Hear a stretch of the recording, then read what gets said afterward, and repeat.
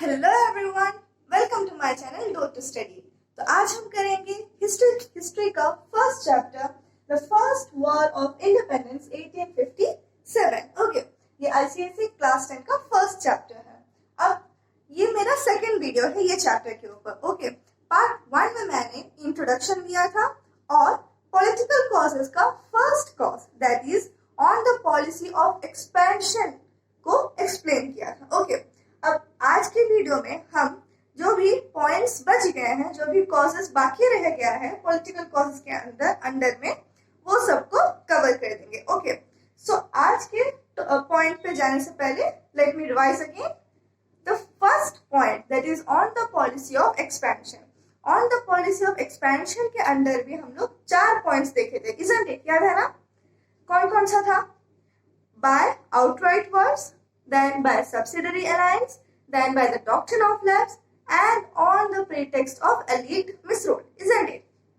अब हम second point, that is the disrespect shown to बहादुर शाह जफर, ये point के बारे में पहले देखते हैं। So बहादुर शाह जफर जो थे वो थे मुगल एम्पायर का last ruler. So he was the last Mughal ruler in India. Now it's written in your book that he was protected and pensioned by the British. But why? See, although he was the ruler of the Mughal Empire, by this time Mughal Empire was reduced to Delhi and some of its and some small other territories. Okay, तो जब ये बहादुर Shah Zafar rule कर रहे थे वो time में Mughal empire कोई बड़ा सा एम्पायर नहीं था। पहले आप जानते हैं मुगल एम्पायर जो है इंडिया का ऑलमोस्ट हाफ से भी ज्यादा पोर्शन को कवर कर रहा था। But by the time Bahadur Shah Zafar rule कर रहे थे, बहादुर शाह जफर के अंडर में बहुत ही कम एरिया था मुगल एम्पायर में। ओके, लाइक इट वाज जो दिल्ली का एरिया है और कुछ उसके आसपास वाले टेरिटरीज, बस उतना ही एरिया बहादुर शाह जफर के अंडर में था। सो भले ही वो किंग थे but he was just a puppet ruler. Okay, because he was not so much interested in ruling his state. वो राजा की तरह अपने ड्यूटीज को निभाने में उतना इंटरेस्टेड नहीं थे। Okay, rather he was a great poet. Okay, now so as a result what happened, Bahadur Shah Zafar ने कहा कि ब्रिटिशर्स को यानी कि ईस्ट इंडिया कंपनी को ये परमिशन दे दिया कि वो लोग बहादुर शाह जफर के अंडर का जितना भी टेरिटरी है या फिर मुगल एम्पायर जितना भी है उधर से वो टैक्सेस कलेक्ट कर सकते हैं।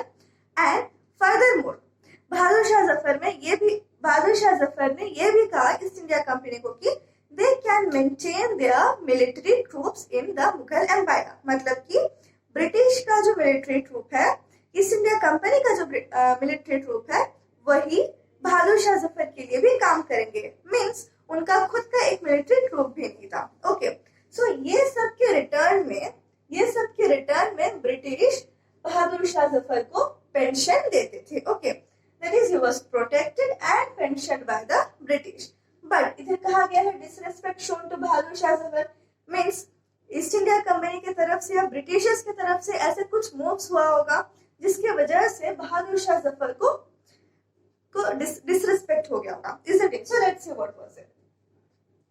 1849 in 1849 Lord Dalhousie. Okay, again Lord Dalhousie, you are hearing this name many a times in this chapter, isn't it? Lord Dalhousie का नाम इससे पहले भी हमने सुना था। कहाँ पर? Doctrine of Lapse. Yes, correct. So Lord Dalhousie ने कहा कि he said that the successors of Bahadur Shah would be denied to use Red Fort as their palace and they would have to shift to a place near Qutub Minar. Okay, so अब तक बहादुर शाह जफर यानी कि Mughal emperors का जो palace होता था वो था रेड फोर्ट। बट 1849 में लॉर्ड डलहौसी ने कहा जो भी सक्सेसर्स होंगे बहादुर शाह जफर के, मीन्स द कमिंग जनरेशन, बहादुर शाह जफर के सन देन ग्रैंडसन, सो ये जो भी जनरेशन है और ये लोग रेड फोर्ट में नहीं रह सकेंगे। Means up to his death they can live there and उसके बाद से they have to vacate the Red Fort and उनको जाना पड़ेगा कुतुब मीनार के पास में एक जगह में वो लोग रहेंगे और ये रेड फोर्ट को अपना पैलेस की तरह यूज नहीं करेंगे. Isn't that a big deal of disrespect, isn't it? क्योंकि एक राजा है वो, बहादुर Shah Zafar was a king, was an emperor and he was ordered कि तुम जो तुम्हारे जो आने वाली जनरेशन है वो ये जगह जो सालों से उनका पैलेस की तरह रह चुका है वो यूज नहीं करेंगे. So it's really a disrespect to the Mughal empire itself, isn't it? Mughal dynasty itself, isn't it? तो ये हुआ पहला वाला disrespect. Let's see the next one. In 1856, Lord Canning, again you have heard this name before, isn't it? Subsidiary alliance कौन introduce किया था? Lord Canning introduce किए थे. Okay? So 1856 see, first war of independence कब हुआ? 1857. So देख रहे हैं आप, ये सब रीजंस है. ये सब रीजंस की वजह से ही मतलब पूरे इंडिया में ऐसे बहुत सारे रीजंस थे जिसकी वजह से सबको ये एक साथ आया. अंडरस्टूड? तो 1856 में लॉर्ड कैनिंग ने कहा कि successors of Bahadur Shah Zafar would not be फिर मैं लिखना छोड़ दी हूँ. Would not. So in 1856, Lord Canning announced that the successors of Bahadur Shah Zafar would not be allowed to use imperial titles with their names and would be known as mere prince. इसका मतलब क्या है? मतलब कि 1856 में Lord Canning ने कहा जो भी सक्सेसर्स होंगे मतलब बहादुर शाह जफर के बाद जो जिसका ये राइट होता है कि वो राजा बने, तो ये सब सक्सेसर्स अपने साथ इंपेरियल, उनके नेम के साथ इंपेरियल टाइटल्स नहीं होगा. अब ये इंपेरियल टाइटल्स क्या होता है? इसमें वो डाउट है. इंपेरियल टाइटल्स क्या होता है? सी, बहादुर शाह जफर को हम मुगल एम्परर या मुगल रूलर किंग महाराजा का जो दर्जा है वो दिया जाता था. मीन्स बहादुर शाह जफर महाराजा है या फिर राजा है, बट इनके जो सक्सेसर्स होंगे जो भी होंगे वो लोग को महाराजा का दर्जा नहीं दिया जाएगा. भले ही वो रूल नहीं करते थे, भले वो पेंशन थे, बट स्टिल उनका एक पोजीशन था, उनको एक टाइटल दिया गया था कि वो महाराजा हैं, ये किंगडम का वो महाराजा है. बट अभी जो बाकी जो सक्सेसर्स आने वाले हैं उन सबको ये दर्जा नहीं दिया जाएगा. And they would be known as Mian prince. Means वो लोग बस राजकुमार ही रहेंगे और राजकुमार के पास पावर नहीं होता है, isn't it? तो शहंशाह या महाराजा का दर्जा नहीं दिया जाएगा. Understood? So by hearing all these things, by seeing all these things, जीनत महल कौन है? बहादुर शाह जफर के wife. she was really alienated. मतलब उनको बहुत गुस्सा आ गया था कि हमारे जो डायनेस्टी है, हमारे जो मतलब एम्परर है, किंग है, इनके साथ ऐसे कैसे कर सकते हैं British. So she thought that this was just unfair and she started plotting against the British. So ये जो disrespect वो लोग शो किया बहादुर शाह जफर के अगेंस्ट, ये भी एक बहुत बड़ा रीजन था कि फर्स्ट वॉर ऑफ इंडिपेंडेंस हुआ और वो इतना स्ट्रॉन्ग हुआ. Okay, so pause the video and note it down. Okay,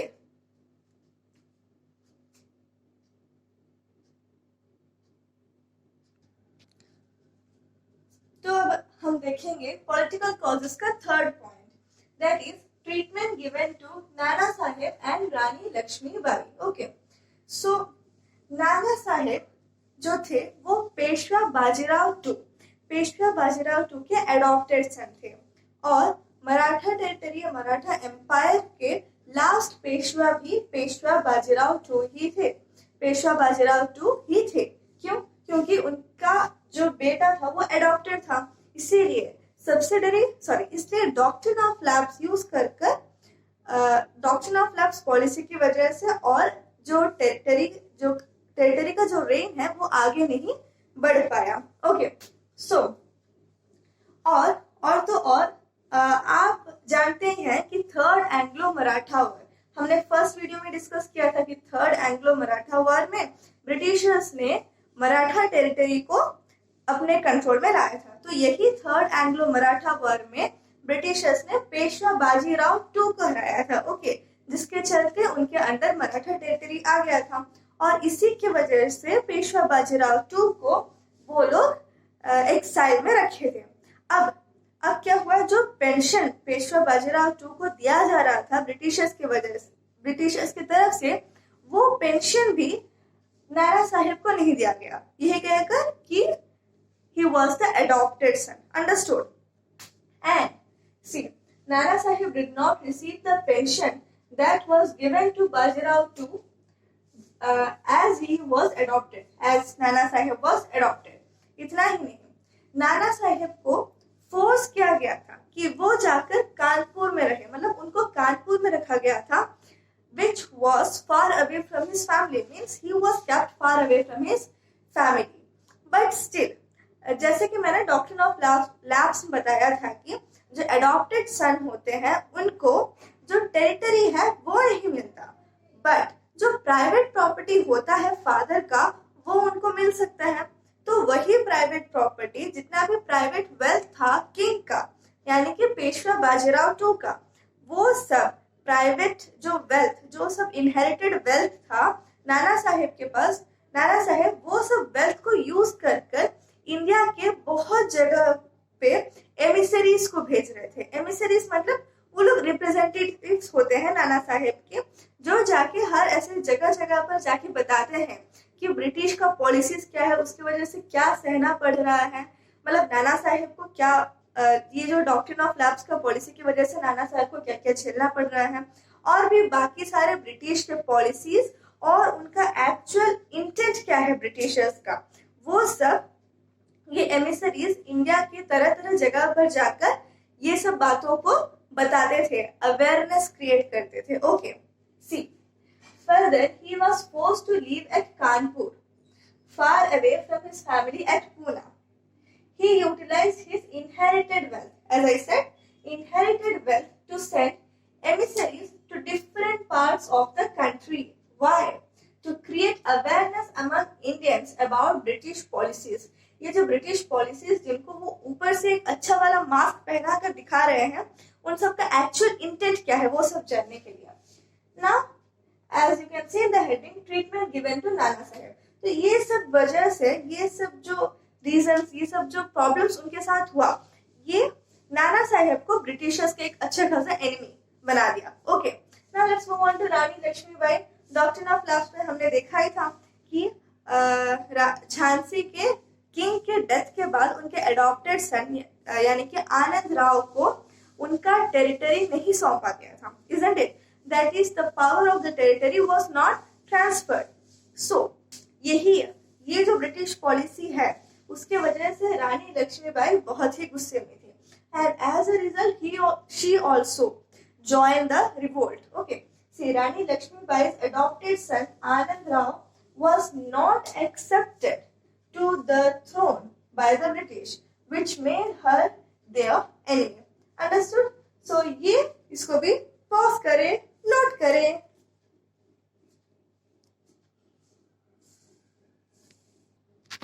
So now we have the fourth and the last political causes. Okay, political cause, and that is absentee sovereignty of British. ये हमारा last political cause है। Okay, तो sovereignty मतलब जो supreme power होता है, जो ruling power होता है। ओके, एंड एब्सेंटी मतलब तो आप सब जानते हैं, मतलब एब्सेंट मतलब जो सुप्रीम पावर, जो रूलिंग पावर है इंडिया का, वही एब्सेंट है। इसका मतलब क्या है? सी, हमारे इंडिया को कौन रूल कर रहा था? ब्रिटिश गवर्नमेंट रूल कर रहा था, इजंट इट? बट ये जो ब्रिटिश गवर्नमेंट है, क्या उसके ऑफिशियल्स इंडिया में है? क्या वो गवर्नमेंट इंडिया में है? जो थे इंडिया में वो तो ईस्ट इंडिया कंपनी था, इजंट इट? सो जो ब्रिटिश गवर्नमेंट था वो इंडिया में नहीं था, rather it was in England, isn't it? तो पहले जितने भी रूलर्स इंडिया को आके कनकर किए हैं, मतलब बहुत सारे रूलर्स हैं जो इंडिया को आके कनकर किए हैं और इंडिया वो रूल किए हैं, बट उनके साथ जो डिफिकल्टी नहीं था, उनके अगेंस्ट जो रिसेंटमेंट नहीं था, वैसा एक रिसेंटमेंट इधर इंडियंस को ब्रिटिशर्स के साथ हुआ। वो प्रॉब्लम क्या था कि प्रॉब्लम ये था कि जो बाकी सब रूलर्स है, जो even if we take the example of Mughal dynasty, वो इनिशियली इंडिया से नहीं थे, बट इंडिया में आए, इंडिया को कंकर किया और इंडिया को रूल किया। But the difference was that जो मुगल डायनेस्टी है, जो मुगल एम्परर्स है, वो धीरे धीरे इंडिया में ही सेटल्ड हो गया। ओके, मतलब उनका पूरा डायनेस्टी इंडिया में ही सेटल्ड हो गया। इसका मतलब क्या है, इसका मतलब ये है कि वो जो भी टैक्स कलेक्ट करेंगे, वो टैक्स को इंडिया में ही यूटिलाइज करेंगे। इंडिया में यूटिलाइज किया मतलब इंडियंस का वेलफेयर के लिए। इसीलिए मतलब जो भी टैक्स कलेक्टेड होगा, वो कुछ ना कुछ गवर्नमेंट सर्विस के थ्रू, या फिर इतने सारे ब्यूटीफुल मॉन्यूमेंट्स, बिल्डिंग सब बनाया गया है इंडिया में, ये सभी मुगल डायनेस्टी का एक बिगेस्ट कंट्रीब्यूशन है। तो उस सब के लिए भी पैसा कहाँ से आया? इंडियन का टैक्सेस से आया। सो इन वन वे और द अदर, जैसे भी करके इंडिया से जो भी टैक्सेस लिया गया, सब इंडियंस के लिए ही यूज हुआ। But the case was something different in case of British, क्योंकि जो ब्रिटिश गवर्नमेंट है वो इंग्लैंड में सेटल्ड है। तो फिर जो भी पैसा, जो भी टैक्स इंडिया में कलेक्ट होता था, वो टैक्स जाता था ब्रिटिश गवर्नमेंट के पास इंग्लैंड में। मींस इंडिया का वेल्थ ड्रेन हो रहा था, लूट लिया जा रहा था to England. Understood? So let's read. It means that India was being ruled by the British government from England, okay, at a distance of thousands of miles.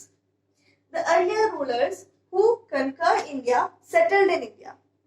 But this was not the case. The revenues collected from India was spent in India itself. That is, in this case, okay. Here, in the case of the other rulers, the revenue that was collected was spent in India itself. But in British rule, India's wealth was drained to Britain and was not utilized for the welfare of Indians. Okay, तो आप इसे जल्दी से लिख लीजिए, pause कीजिए, लिखिए। Okay, so I hope you understood all the political causes. Okay, तो ये वीडियो हम इधर ही एंड करते हैं। नेक्स्ट वीडियो में हम जो नेक्स्ट कॉजेस है, that is the socio religious cause, उसके सारे पॉइंट्स को डिस्कस करेंगे। I hope you all liked it and thank you. Bye bye, keep studying.